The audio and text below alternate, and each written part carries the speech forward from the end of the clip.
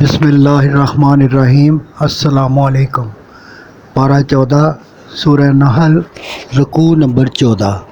فرمایا کہ آپ صلی اللہ علیہ وآلہ وسلم کہہ دیں کہ میرے پاک رب نے قرآن اتارا تاکہ ایمان والوں کو ثابت قدم کرے اور مسلمانوں کو ہدایت اور خوشخبری دے۔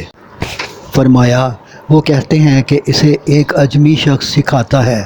ایسی حماقت وہی کر سکتے ہیں جو اللہ کی نشانیاں دیکھ کر اللہ کو نہیں پہچانتے۔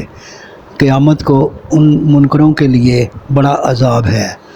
ان بدبختوں نے دنیا کی زندگی کو آخرت سے عزیز رکھا تو اللہ نے ان کے دلوں اور آنکھوں اور کانوں پر مہریں لگا دی ہیں، اور آخرت میں یہ لوگ خراب ہوں گے۔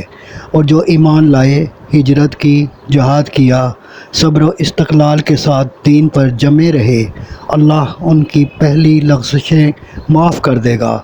وہ غفور الرحیم ہے۔ صدق اللہ العظیم۔